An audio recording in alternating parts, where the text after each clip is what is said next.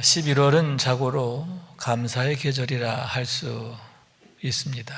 왜냐하면 한 해를 결산하는 그런 시기이기도 하지만 무엇보다도 수확의 계절이기 때문인데, 모든 것 하나하나가 하나님의 은혜임을 고백하게 되기 때문입니다. 우선 여러분, 금년은 특히 어렵고 힘든 한 해가 아니었나 하는데요. 지금도 현재 진행형인 코로나19의 엄중한 상황 때문이지요. 아예 세상이 바뀌게 되었습니다. 그리고 어려운 사람은 더 어려워지게 되었어요. 문제는 백신과 치료제가 만들어진다 해도 지금의 이 어려움이 속히 회복되는 것은 쉽지 않을 거다라고 하는 전망인데, 사람도 그렇잖아요. 한번 건강이 무너지게 되면 다시 정상적인 모습으로 회복되는데 얼마나 많은 시간과 노력이 들어가게 되는 것입니까? 지금의 상황이 바로 그런 경우가 아닌가 하는 거예요. 그럼에도 우리나라의 경우 코로나 방역에 있어서 매우 모범적 사례가 되어 있어서 다행이고 감사한 일이다라고 할 수 있는데, 미국의 경우에는 연일 확진자가 10만 명이 넘는다는 거죠. 12만 명 넘고 있다고도 합니다. 하루에 12만 명이. 프랑스는 6만 명, 일본은 1,000명 이상. 그럼에도 우리나라의 경우 오늘은 조금 늘었다고도 합니다만은 엊그제 같은 경우는 100명 이내로 다시 떨어져서 또 행정 지침도 1단계로 낮추어졌지요. 집합에 있어서 인원 제한이 완화되고, 다만 거리두기 철저히 해라, 또 안전수칙 철저하게 지켜라, 대면 예배도 가능하게 되고, 대면 예배의 경우에도 인원 제한 없이 이제는 거리두기는 잘하면, 또 마스크 잘 쓰고 안전수칙 잘 지키며 예배하면 되도록 그렇게 완화되었는데, 너무 감사하고 고마운 일이다라고 하는 거죠. 긍정적인 면에서 세계의 다른 나라들과 거꾸로 가는 것, 참 신나는 일이고 감사한 일이 아닌가 하는 얘기입니다. 또한 여러분, 우리 교회가 한때 아차하는 그런 위기가 있었지요. 마찬가지로 코로나19 때문입니다. 함께 예배했던 200여 명의 성도들이 한꺼번에 진단검사를 받아야 하는 초유의 상황도 겪게 되었는데, 너무너무 감사한 게 추가 확진자가 한 명도 나오지 않았다라고 하는 놀라운 사실이지요. 심지어는 양성 판정을 받은 분의 남편이나 자녀들까지도, 함께 생활하는 가족들까지도 추가 감염자가 나오지 않았다라고 하는 것. 지금의 감염력, 강력한 감염력이 특징인데, 그러한 상황으로 보면 도저히 이해가 되지 않는, 설명이 되지 않는 그런 상황이 아닌가 하는 거예요. 어떻게 이게 가능한 일인가? 특별한 은혜가 아니겠습니까? 우리 주님께서 우리 유신교회와 성도들의 가정을 강력하게 지켜주시고 사랑하시기 때문임을 믿으시기 바랍니다. 내가 물 가운데로 지날 때 내가 너와 함께 할 것이라. 강을 건널 때 물이 너를 침몰하지 못할 것이며, 내가 불 가운데로 지날 때 타지도 아니할 것이요 불꽃이 너를 사르지도 못하리라. 우리 주님께서 선지자 이사야를 통해서 당신의 백성들에게 주신 약속인데, 그 약속의 말씀을 우리가 직접적으로 경험하게 된 은혜가 아닌가 하는 거예요. 그 외에도 한 가지 모든 게 하나님의 전적인 은혜임을 고백하게 되는데, 그러므로 해서 금년에는 더욱 감사하고 감사하게 되는 거예요. 주님의 은혜가 없이는 단 하루도 안전할 수 없고 평안할 수 없다라고 하는 것을 더욱 철저히 깨닫게 되기 때문이 아닌가 하는 얘기입니다. 더욱이 여러분, 우리는 하나님의 선하심과 인자하심을 믿기 때문이 아닙니까? 독생자까지 아끼지 아니하시는 하나님의 인자하심을 믿는 거지요. 그러므로 인해 때문에 무엇 때문에 감사하기도 하지만 더더욱 믿음으로 감사하게 되는데, 믿음으로 기도합니다. 믿음으로 하나님의 응답하심을 기대합니다. 믿음으로 하나님이 나타나실 영광을 바라보며 기뻐하게 되는 줄로 믿습니다. 반드시 하나님의 선하심과 인자하심만이 따르게 될 것을 우리는 확신하기 때문인 거예요.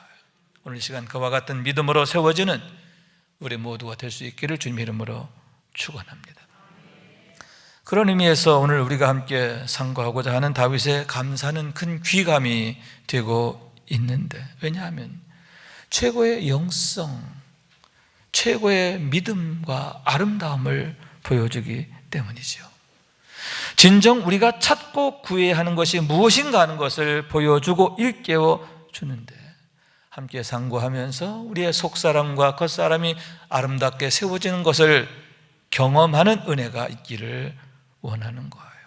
우선 다윗의 감사는 구속의 은혜에 대한 감사라고 할 수 있는데, 현세적인 것, 눈에 보이는 것, 그것에 대한 감사도 있지만 그보다 먼저 원인적인 것, 본질적인 것에 대해서 뜨겁게 감사하는 것을 보게 되는 거죠. 2절과 3절의 말씀입니다. 기도를 들으시는 주여, 모든 육체가 주께 나오리다. 죄악이 나를 이겼사오니 우리의 허물을 주께서 사하시리다. 여기서 다윗은 자기의 죄의 문제에 대해서 매우 치열하게 고민하고 있음을 보게 됩니다.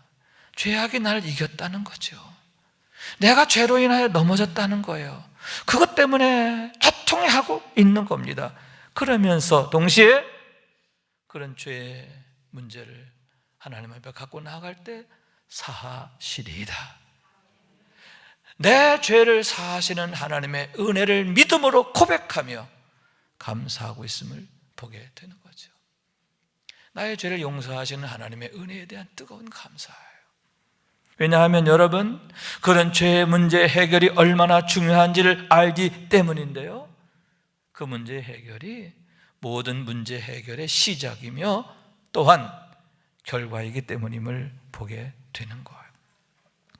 다시 말해서 죄의 심각성과 치명성과 문제성을 너무나 잘 알았기 때문인데, 가늠한 여인들아, 세상과 벗된 것이 하나님과 원수됨을 알지 못하느냐.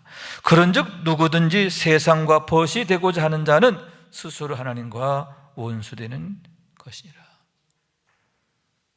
세상과 벗이 되는 것, 다시 말해서 죄악과 벗이 되는 것, 그건 스스로 하나님과 원수되는 거라는 거죠.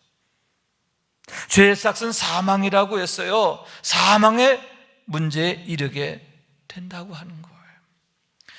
여기서 사망이란 하나님과의 관계의 끊어짐이에요. 하나님에게서 버려짐을 의미하는데, 마치 참 감람나무 가지가 그 줄기에서 끊어지게 되는 것과 같은 모습이라고 하는 이 얘기인 거예요. 여러분, 어떻게 됩니까?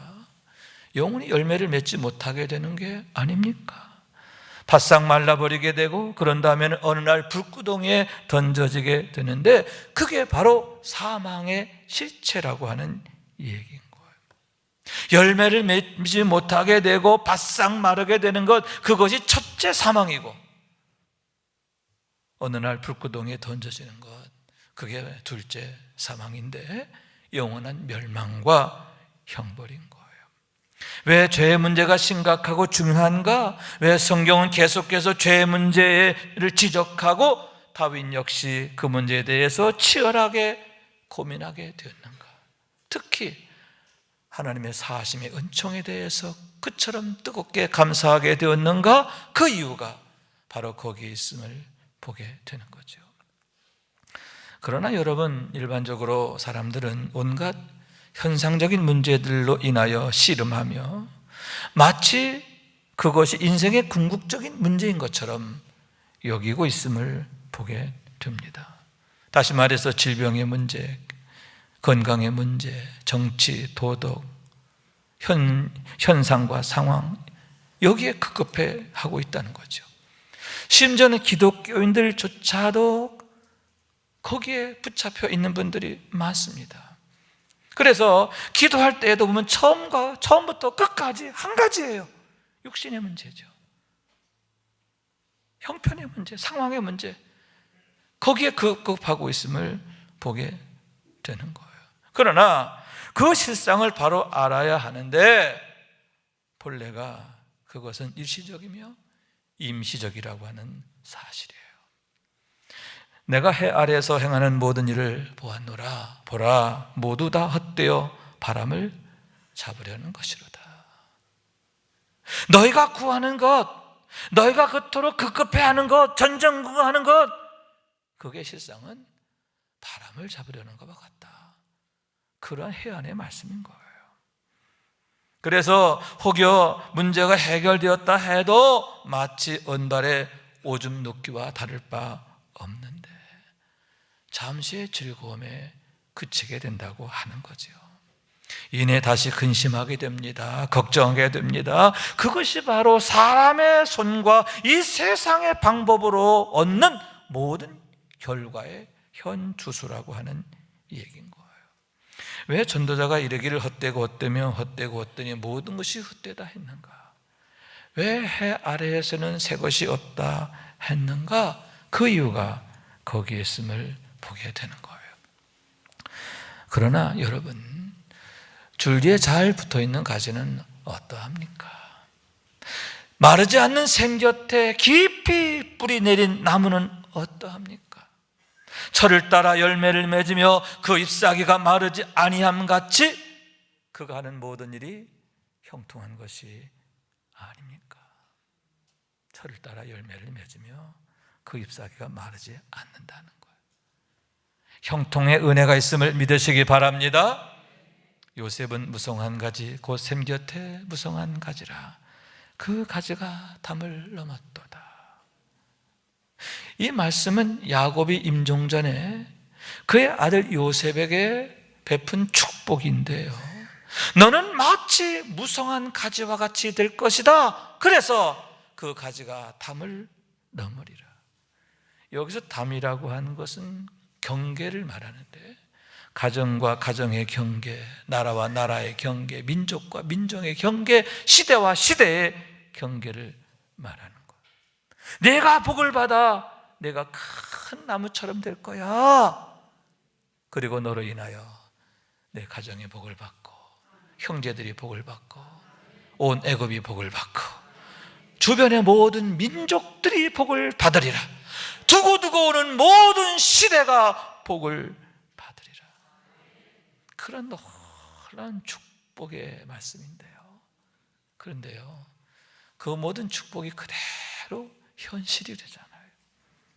요셉을 통해서 그 모든 축복이 그대로 열매로 나타나게 되었음을 보게 되는 거예요. 왜냐하면 여러분, 하나님께서는 그와 같이 우리에게 복을 주시는 분이시기 때문인 줄로 믿습니다. 하나님이 그들에게 복을 주시며 하나님이 그들에게 이르시되 생육하고 번성하며 땅에 충만하라, 땅을 정복하라, 바다의 물고기와 하늘의 새와 땅에 움직이는 모든 생물을 다스리라 하시니라. 하나님이 그들에게 복을 주시며 또 이렇게 말씀하지요. 내가 너로 큰 민족을 이루고 내게 복을 주어 내 이름을 창대하게 하리니 너는 복이 될지라. 아브라함에게 주신 말씀이지요.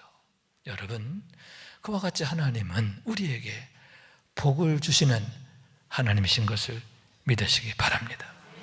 그래서 다윗은 그처럼 자신의 죄의 문제에 대해서 애통해했고 또한 죄사함의 은혜를 그처럼 감사했음을 보게 되는데, 왜냐? 그 원리를 알았기 때문이죠.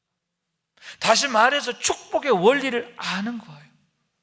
하나님과의 관계가 바로 세워지는 것, 하나님과의 관계가 친밀해지는 것, 그것이 축복의 원리라고 하는 것, 복된 삶의 비결이라고 하는 걸, 그걸 너무나 뼈저리게 알았기 때문이에요. 그래서 그처럼 하나님의 얼굴을 찾고 구하게 되었는데요. 하나님이 인정하시는 삶을 구한 거예요. 오직 하나님만이 나 유일한 목자이심을 고백하게 된 줄로 믿습니다. 여러분, 우리도 그 비밀을 알고 확실히 행하게 되기를 원하는데요. 그러므로 해서 다윗처럼 죄의 문제에 대해서 진심으로 애통하기를 원해요. 그 문제가 하나님과 우리 사이를 어긋나게 하기 때문이죠. 멀어지게 하는 거예요. 끊어지게 하는 거예요. 어그러지게 만드는 거예요. 그러면서 더 하나님의 얼굴을 찾고 구하는 거죠. 하나님과의 관계를 바로 세워 나가는 거예요. 하나님만이 나의 목자이심을 철저히 고백하는 삶인 줄로 믿습니다. 그러므로 인하여 하나님께서 인도하시고 지켜주시고 복을 주시는 축복과 영광의 삶을 사는 우리 모두가 될 수 있기를 주님의 이름으로 축원합니다. 또한 다윗은 주의 뜰에 살게 하신 것에 대해서 감사했음을 보게 되는데, 죄를 사하심의 은혜뿐만 아니라 그와 더불어 예배자로서 살게 하신 것, 하나님 앞에 복된 예배자가 되게 하신 것, 그것을 인하여 특별히 감사했음을 보게 되는 거예요. 본문 4절의 말씀인데요, 주께서 택하시고 가까이 오게 하사 주의 뜰에 살게 하신 사람은 복이 있나이다. 우리가 주의 집 곧 주의 성전의 아름다움으로 만족하리다. 누가 복 있는 사람이냐? 주께서 택하시고 가까이 오게 하사 주의 뜰에 거하게 하신 자, 살게 하신 자, 그런 자가 복이 있다. 그렇게 노래하고 있는 거죠. 다시 말해서 예배자의 삶이다. 왜냐하면 다음에 세 가지의 축복이 있기 때문이죠. 첫째, 만남의 축복이에요. 여러분, 예배란 무엇입니까? 하나님과의 거룩한 만남이지요. 하나님께서 우리를 만나주시는 현장인 줄로 믿습니다.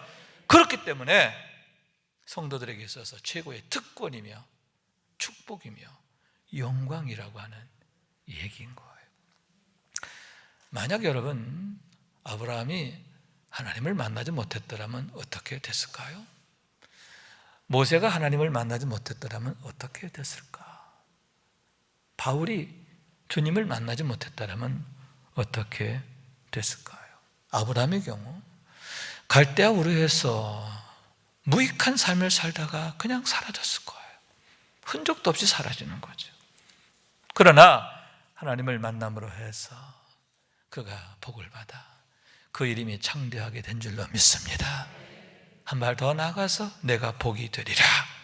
그로 인하여 복된 가문이 세워지고 복된 후손들이 일어나게 되고 천한 만민이 복을 받게 되는데, 여러분, 궁극적으로는요, 예수 그리스도의 조상이 되잖아요. 하나님의 구속사에 정말 머릿돌같이 쓰임받는 축복을 받게 된 줄로 믿습니다. 모세 역시 마찬가지지요. 하나님 만나지 못했더라면 광야에서 무익한 삶을 살다가 먼지처럼 사라질 인생이에요. 그러나 하나님을 만남으로 그의 운명이 바뀌는데요, 하나님께서 그와 함께 하신 줄로 믿습니다. 그러므로 능력의 삶을 사는 거예요. 하나님의 구속사의 능력으로 쓰임받는 삶이 된 줄로 믿습니다.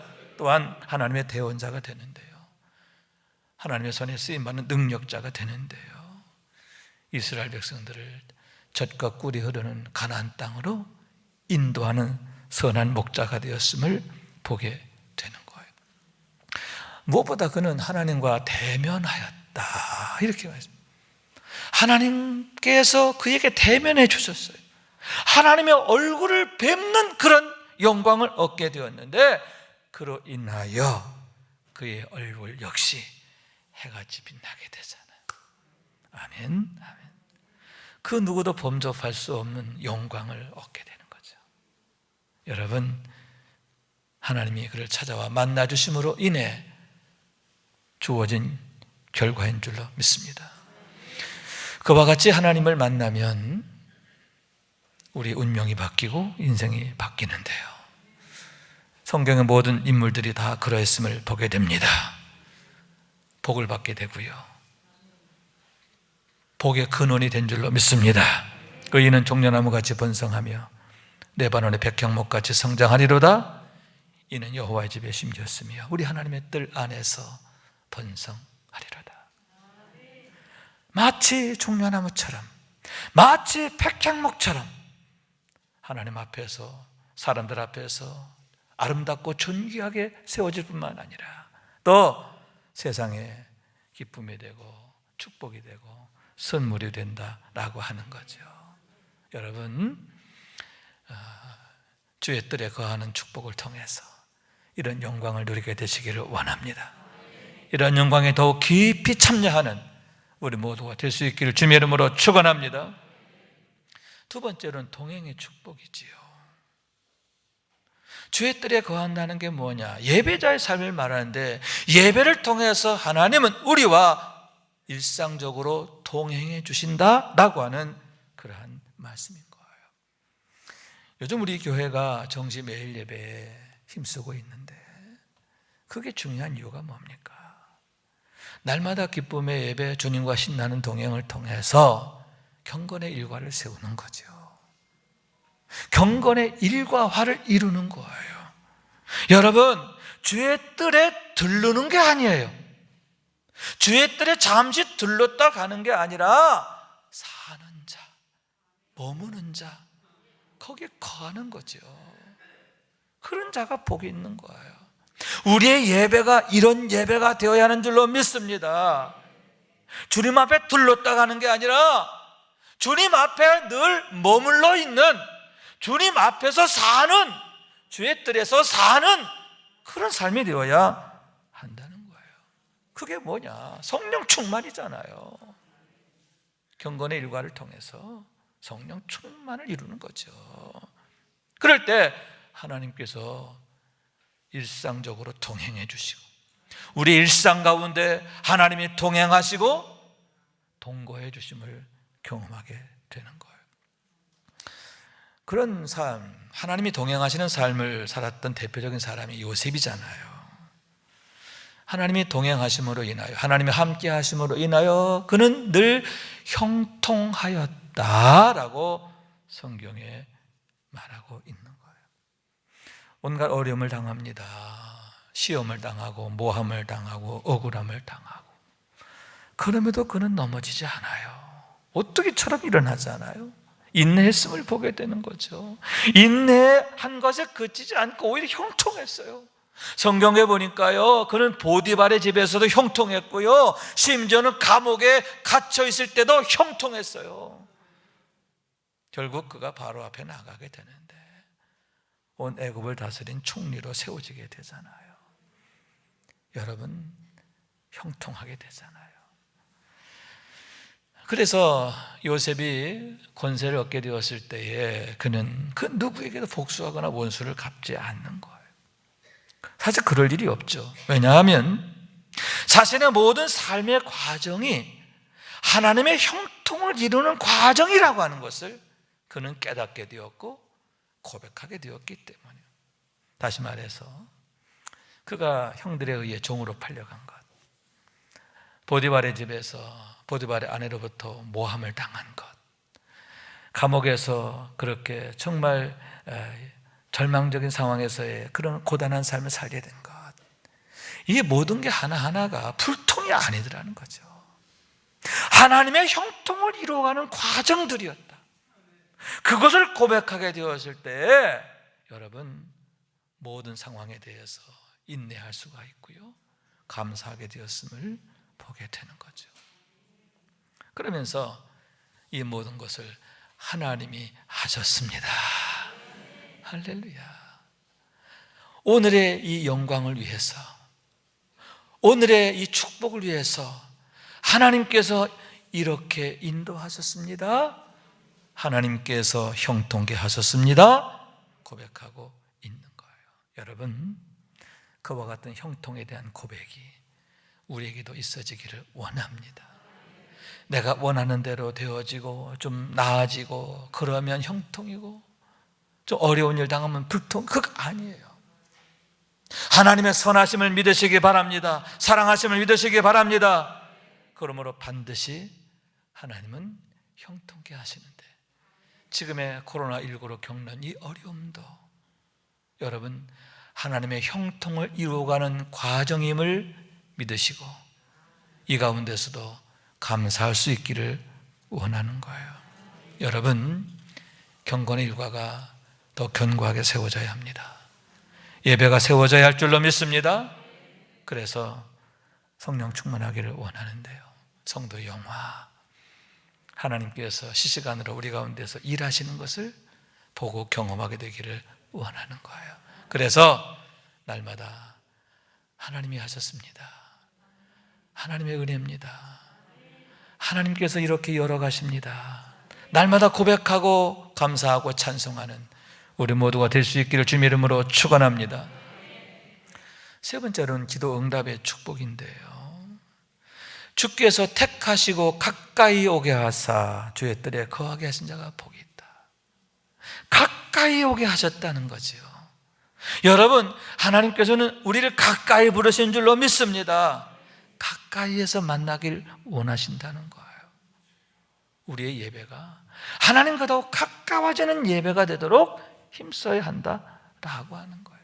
그럴 때 여러분, 그곳에 하나님의 은혜가 있고요, 응답이 있고요, 축복이 있고요, 역사하심이 있는 것을 믿으시기 바랍니다.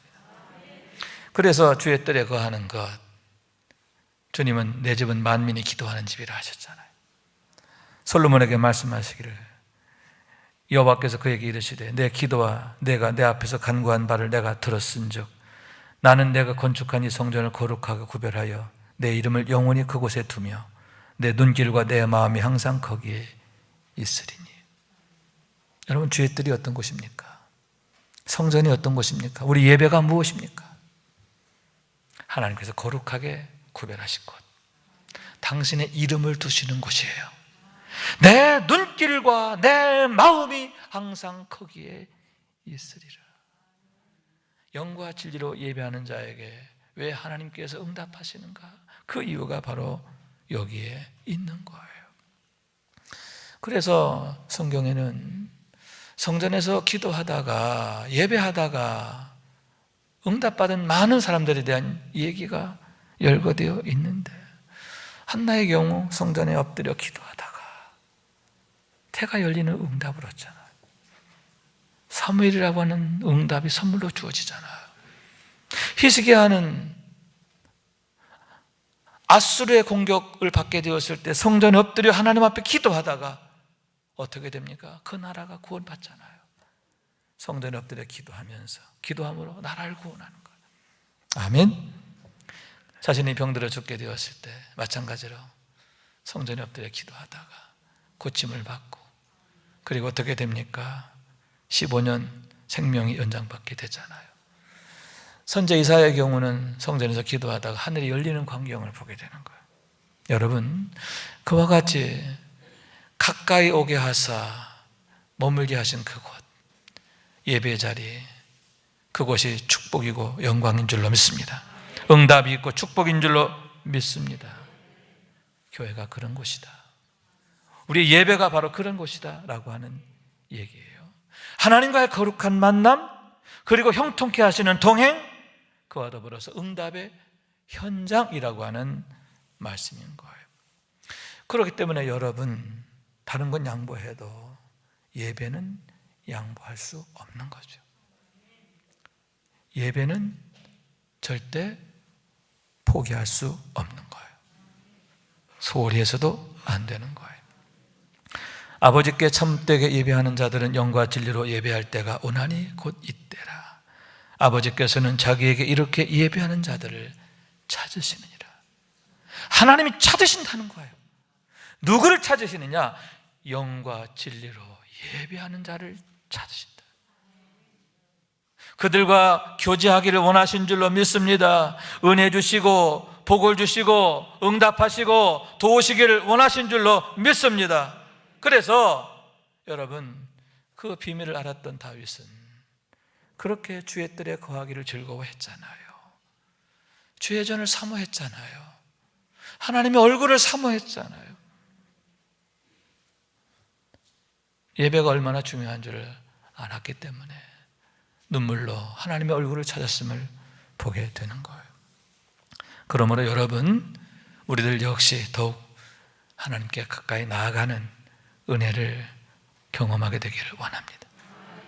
우리의 예배가 하나님과의 거리가 점점 좁혀지는 예배가 돼야 한다는 거예요. 그리고 하나님께 들르는 자가 아니라 하나님 앞에 머무는 예배가 되어야 한다는 거예요. 그래서 고라의 자손은 이렇게 노래합니다. 내 영혼이 여호와의 궁정을 사모하여 쇠약하며 내 마음과 육체가 살아계시는 하나님께 부르짖나이다. 얼마나 내가 하나님의 얼굴을 사모하는지, 예배를 사모하는지, 주의 전을 사모하는지 내 영혼이 쇠약할 정도란 말이에요. 그리고 내 마음과 육체가 살아계신 하나님께 부르짖는 거예요. 뭘 부르짖는 거예요? 하나님, 예배가 회복되게 하소서, 성전이 회복되게 하소서, 하나님 앞에 나아가는 것을 회복하게 하소서, 그렇게 간구하는 거죠. 그처럼 간절히 예배를 사모하는 자가 되기를 원하는 거예요. 그럼으로써 여러분, 주께 힘을 얻고 그 마음에 시온의 대로가 있는 자가 복이 있나이다. 우리 마음 한가운데 시온의 대로가 활짝 열리게 되는 거죠. 하나님께 나아가는 길이 활짝 열리는 거예요. 하나님과의 관계가 형통함을 나타내는 줄로 믿습니다. 또한 시온에서 하나님 앞에 각기 나타나리이다. 무슨 얘기냐? 하나님 앞에 우리가 영광스러운 모습으로 각기 나타나게 되리라 라고 하는 얘기인 거예요. 여러분, 그런 소망과 축복과 영광을 기대하고 열망하시기 원해요. 하나님께서 반드시 응답하심을 믿으시기 바랍니다. 우리 모두가 하나님 앞에 영광스러운 모습으로 나타나지는 그날을 소망하며 더욱 믿음으로 은혜를 구하고 하나님의 얼굴을 구하고 또 하나님의 전을 사모하는 우리 모두가 될 수 있기를 축원합니다. 유명한 설교가이시죠. 스펄전 목사님이라는 분이 계신데 그분이 남긴 너무나 유명한 말이 있어요. 반딧불에 감사하는 자에게 별빛 주시고 별빛에 감사하면 달빛 주신다. 또한 달빛에 감사하는 자에게 햇빛을 주시며 햇빛에 감사하면 창조주 하나님이 너의 빛이 될 것이다. 너무나 잘 아는 얘기죠. 많이 들은 얘기입니다. 늘 우리가 기억해야 할 메시지가 아닌가 하는데요. 하나님 앞에 감사함으로 예배하는 것, 하나님과의 관계가 감사 신앙을 통해서 아름답게 세워지는 것, 그것이 얼마나 아름다운 일인가, 복된 일인가 하는 것을 나타내는 메시지인데 아마도 본인의 경험이며 간증이 아닌가 하는 거예요.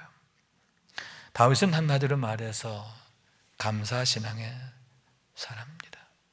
무엇보다도 먼저 하나님의 구속의 은혜에 대한 감사, 그리고 주의 뜰에 거하게 하신 것에 대한 감사, 다시 말하면 예배자로서의 감사지요. 여러분, 바로 거기에서 하나님의 만나주심과 동행해 주심과 기도 응답의 축복을 뜨겁게 경험하게 되었기 때문인 줄로 믿습니다. 여러분, 이제 그와 같은 감사가 우리에게 넘치게 되기를 원하는데요, 오늘 본문 11절에 이렇게 말씀하고 있습니다. 주의 은택으로 한 해를 관시우시니 주의 길에는 기름방울이 떨어지며 들의 초장에도 떨어지니 작은 산들이 기쁨으로 띠를 띄었나이다. 초장은 양떼로 옷 입었고 골짜기는 곡식으로 덮였으며 그들이 다 즐거이 외치고 또 노래하나이다. 하나님께서 은택으로 우리에게 관을 씌워주시니까 주의 길에 기름이 뚝뚝 떨어진다는 거예요. 우리의 초장에도 기름이 뚝뚝 떨어진다.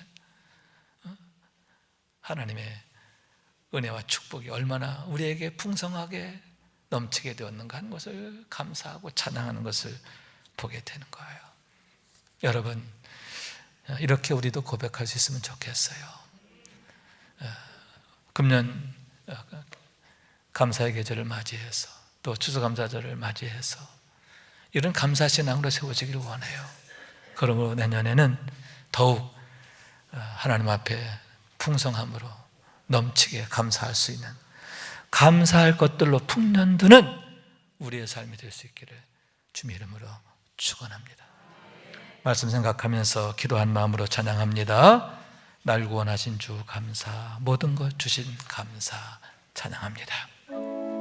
날 구원하신 주 감사, 모든 것 주신 감사, 지난 추억이 내 감사, 주 내 곁에 계시네. 향기로운 눈봄철의 감사, 외로운 가을날 감사, 사라진 눈물도 감사, 나의 영혼 감사네. 응답하신 지도 감사, 거절하신 것 감사, 해처럼 높으신 감사, 모든 것 채우시네. 아픔과 기쁨도 감사, 절망 중 위로 감사, 증량 못할 은혜 감사,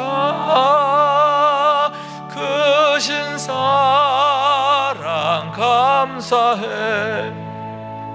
길가에 장미꽃 감사, 장미꽃 가시 감사, 따스한 사랑의 가정, 일용할 양식 감사, 기쁨과 슬픔도 감사, 하늘 평안을 감사, 내일의 희망을 감사,